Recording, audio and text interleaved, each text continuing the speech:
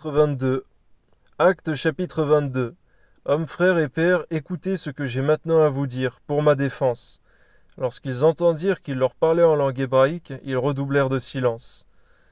Merci Seigneur, parce que Paul voit cette situation, Seigneur mon Dieu, cette occasion, cette grâce de pouvoir parler en public, comme une occasion, Seigneur, non seulement de se défendre, mais aussi de prêcher l'Évangile. De nous de voir en toute occasion, Seigneur, de pouvoir prêcher l'Évangile. Amen. Je suis juif, né à Tars en Cilicie, mais j'ai été élevé dans cette ville-ci et instruit au pied de Gamaliel, dans la connaissance exalte de la loi de nos pères, étant plein de zèle pour Dieu, comme vous l'êtes tous aujourd'hui. J'ai persécuté à mort cette doctrine, liant et mettant en prison hommes et femmes. Le souverain sacrificateur et tout le collège des anciens m'en sont témoins. J'ai même reçu d'eux des lettres pour les frères de Damas, où je me rendis afin d'amener liés à Jérusalem ceux qui se trouvaient là, et de les faire punir. Comme j'étais en chemin et que j'approchais de Damas, tout à coup, vers midi, une grande lumière venant du ciel resplendit autour de moi. Je tombai par terre, et j'entendis une voix qui me disait « Saul, Saul, pourquoi me persécutes-tu » Je répondis « Qui es-tu, Seigneur » Il me dit « Je suis Jésus de Nazareth que tu persécutes. » Ceux qui étaient avec moi virent bien la lumière, mais ils n'entendirent pas la voix de celui qui parlait. Alors je dis, que ferai-je, Seigneur? Et le Seigneur me dit, lève-toi, va à Damas, et là on te dira ce que tu dois faire.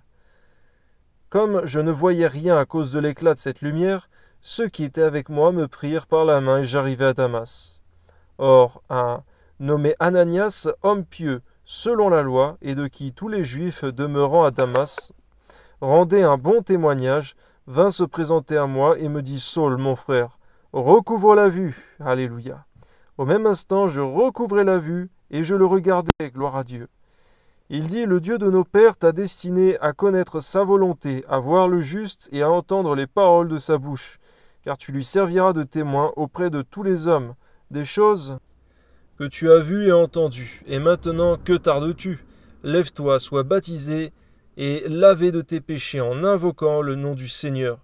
Merci Seigneur, parce que Ananias a pris à cœur son rôle, sa mission, et vraiment, Seigneur, un cœur qui pardonne, un cœur, Seigneur, spirituel, pour faire ton œuvre, Seigneur mon Dieu, pour Saul, que toi tu as pardonné. Amen. De retour à Jérusalem, comme je priais dans le temple, je fus ravi en extase, et je vis le Seigneur qui me disait, hâte-toi et sors promptement de Jérusalem, parce qu'ils ne recevront pas ton témoignage sur moi. Et je dis, Seigneur, ils savent eux-mêmes que je faisais mettre en prison et battre de verge dans les synagogues ceux qui croyaient en toi, et que lorsqu'on répandit le sang d'Étienne ton témoin, j'étais moi-même présent, joignant mon approbation à celle des autres, et gardant les vêtements de ceux qui le faisaient mourir. Alors il me dit, va, je t'enverrai au loin vers les nations. Ils l'écoutèrent jusqu'à cette parole. Mais alors ils élevèrent la voix, disant, ôte de la terre un pareil homme, il n'est pas digne de vivre. Et ils poussaient des cris, jetaient leurs vêtements, lançaient de la poussière en l'air.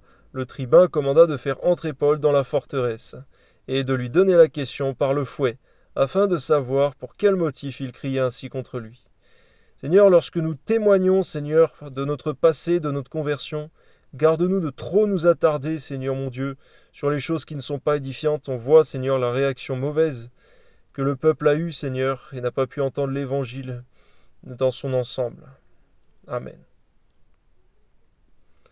Lorsqu'on l'eut exposé au fouet, Paul dit au centenier qui était présent, vous est-il permis de battre un citoyen romain, qui n'est pas même condamné? À ces mots, le centenier alla vers le tribun pour l'avertir, disant, que vas-tu faire? Cet homme est romain.